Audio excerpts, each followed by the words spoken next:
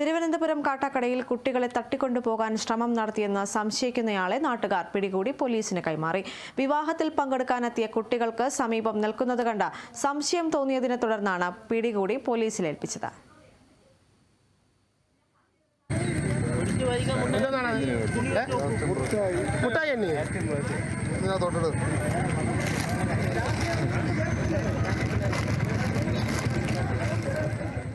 കാട്ടാക്കടയിൽ സ്വകാര്യ ഓഡിറ്റോറിയത്തിൽ വിവാഹ ചടങ്ങിൽ പങ്കെടുക്കാനെത്തിയ കുട്ടികൾ പുറത്ത് കളിക്കുന്നതിനിടെ ഇതര സംസ്ഥാനക്കാരനായ ഇയാൾ സമീപത്തെത്തുകയായിരുന്നു.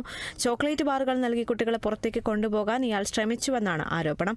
സംശയം തോന്നി ഇയാളെ തടയാൻ ശ്രമിച്ചു. എന്നാൽ ഇയാൾ ഓഡിറ്റോറിയം വിട്ടോടിയെന്നും വിവാഹത്തിനെത്തിയവരും നാട്ടുകാരും ചേർന്ന് പിടികൂടിയെന്നും പോലീസ് പറയുന്നു. പരിശോധനയിൽ ഇയാളുടെ പക്കൽ നിന്ന് മിഠായികൾ കണ്ടെത്തി. എന്നാൽ നാട്ടുകാർ ചോദിച്ച ചോദ്യങ്ങൾക്കൊന്നും മറുപടി പറയാൻ കൂട്ടാക്കിയില്ല.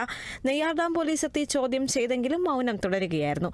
ഇയാൾ കള്ളോട് ഭാഗത്ത് മറ്റൊരാളോടൊപ്പം ഓട്ടോറിക്ഷയിൽ വന്നിറങ്ങിയതായും ഓട്ടോയിൽ പഞ്ഞിമിഠായി ഉൾപ്പെടെ കണ്ടതായും ദൃക്സാക്ഷികൾ പറയുന്നു. കുട്ടികളെ തട്ടിക്കൊണ്ടുപോകുന്ന സംഘത്തിൽപ്പെട്ടവരാണോ ഇവരെന്ന് വ്യക്തമല്ല. ഇത് സംബന്ധിച്ച് പോലീസ് കൂടുതൽ അന്വേഷണം നടത്തേണ്ടതുണ്ടെന്നും ഇവരുടെ പെരുമാറ്റത്തിൽ സംശയമുണ്ടെന്നും നാട്ടുകാർ പറയുന്നു. Kerala vision news, Thiruvananthapuram.